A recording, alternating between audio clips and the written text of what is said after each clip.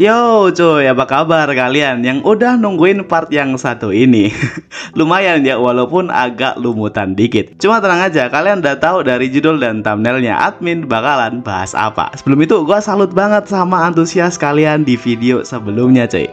Bisa-bisanya tuh video like-nya sampai 1000 gitu, walaupun yang nonton nggak banyak-banyak banget. Jadi buruan like biar admin semangat bikin next partnya cuy. So langsung aja ke pembahasan manganya yang berjudul Tatsumi ga Harasan no Aikara wa Nigera Renai. Kemarin tahu lah ya, si Mondo berhasil memenangkan permainan yang dibuat oleh si Kouchan. Tapi dari menangnya si Mondo, gua penasaran apa yang sebenarnya Mondo lakukan sama pembantunya Kouchan tersebut.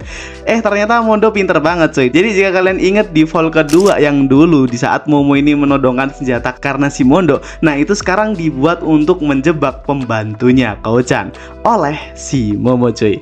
Dan kenapa di sini Momo yang ngelakuin ya? Karena kalau Momo adalah salah satu anak dari majikannya, jadi ia nggak berani melakukan sesuatu kepada si Momo. Kalau itu Mondo ya pasti berakhir kayak di vol 1 kemarin gitu.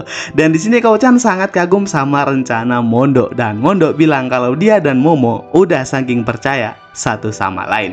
Oleh karena itulah Mondo mengajak Kouchan juga untuk bersamanya dan mengakhiri semua ini cuy. Karena jika itu ia lakukan, maka ia nggak bisa bermain bersama saudarinya yang lain dan juga dengan si Mondo. Si Mondo bilang cuy kalau cuma bermain saat keluar dari sini juga bisa bukan? Momo tiba-tiba marah cuy.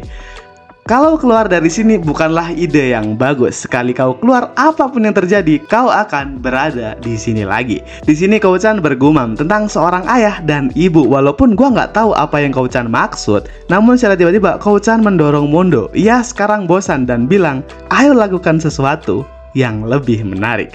Sembari membuka sedikit bajunya di depan si Mondo. Mondo panik, cuma Kouchan bilang, kau tahu dikurung di sini dan kau mencoba untuk melarikan diri, itu sangat menarik karena itu tidak ada dalam skenarionya. Namun jika kau melarikan diri, sepertinya kau salah memilih kawan. Seharusnya kau memilihku, ucap Kouchan. Lalu Kouchan bilang, hei Oni-chan, maukah kau menjadi milikku? Kouchan makin brutal dan sedikit membuka baju Mondo secara perlahan cuy. Namun Mondo teringat perbincangannya dengan Momo terkait masa lalu dari Kouchan sendiri. Dan ia mengetahui sesuatu. Mondo nggak sadar kalau dirinya sedang bergumam, yang ngebuat Kouchan ini agak kesel sama si Mondo cuy. Mondo tiba-tiba meminta maaf dan bilang, Tatsumi ga Hara Kina. Iya, Kina-chan adalah nama aslimu. Mendengar itu semua, Kouchan makin emosi cuy.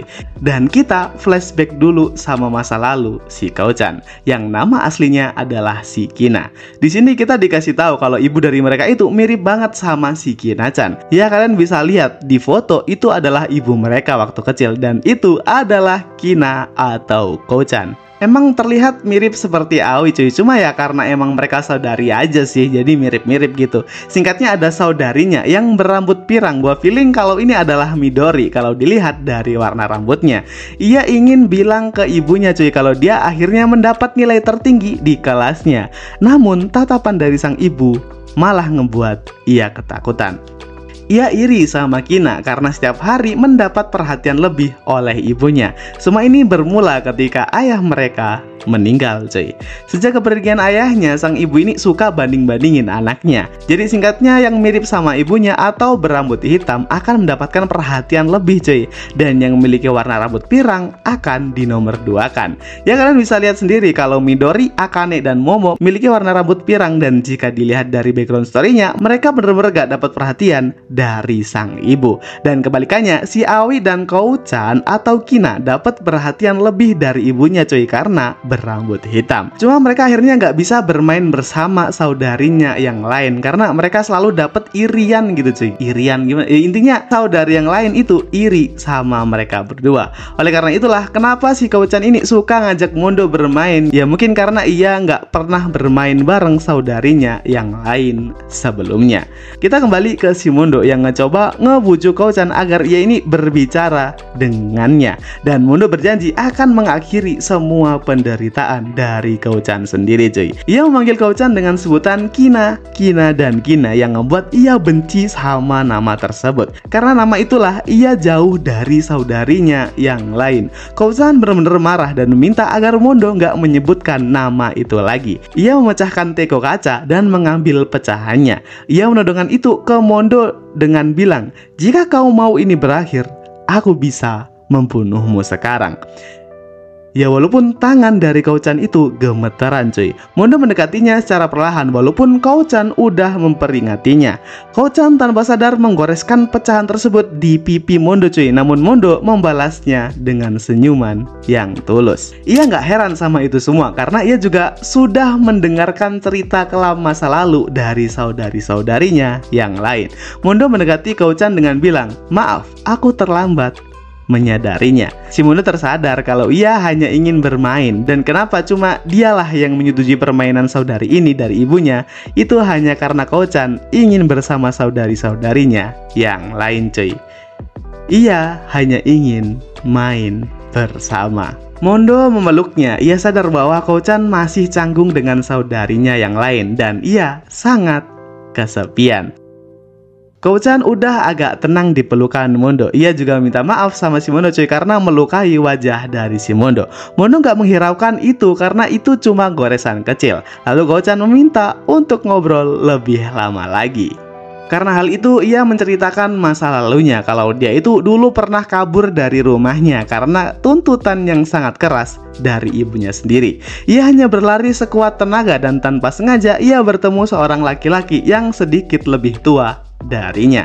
Anak laki-laki tersebut memberikan permen untuk dirinya dan ternyata itu sangat enak cuy. Dan disitulah anak tersebut membekas di hati Kouchan waktu kecil. Dan saat keesokan harinya ia datang ke tempat itu lagi cuy. Ternyata anak laki-laki tersebut udah nggak ada di situ lagi. Karena ia nggak punya tempat buat seneng, tuntutan ibunya yang terlalu tinggi dan saudarinya yang lainnya nggak mau bersamanya, ia bener-bener marah.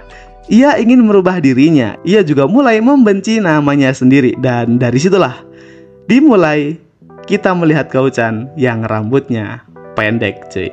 Kouchan mulai bebas dan menjalankan kehidupan dengan apa yang ia mau. Cuma apa daya, walaupun ia sedikit senang, itu hanya topeng belaka cuy. Sebenarnya ia juga ingin diperhatikan ibunya dan juga bermain bersama saudarinya yang lain.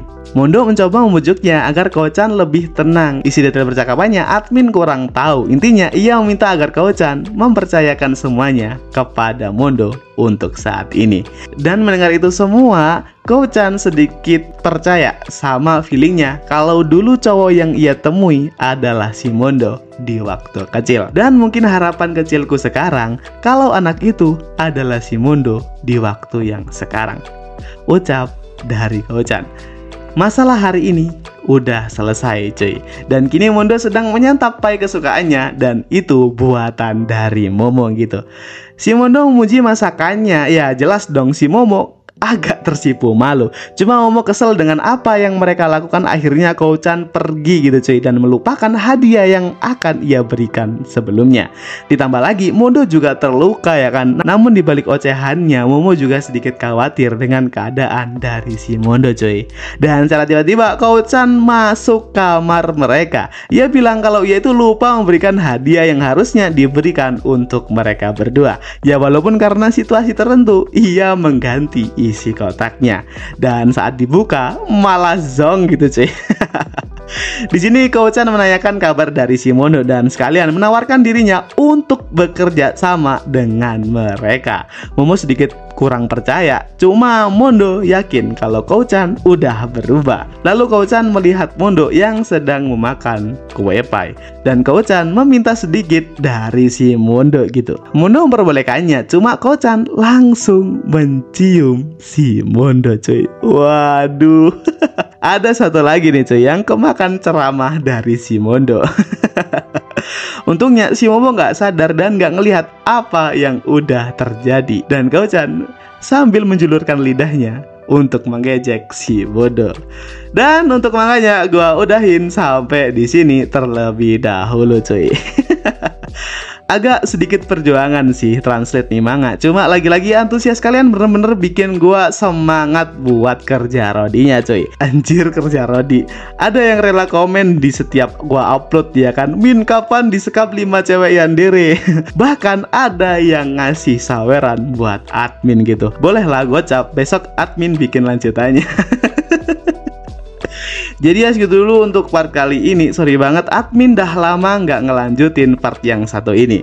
Dan terima kasih semua, sekali lagi banyakin like dan komen agar admin semangat untuk bikin part selanjutnya. So gua Ramstaku, thank you.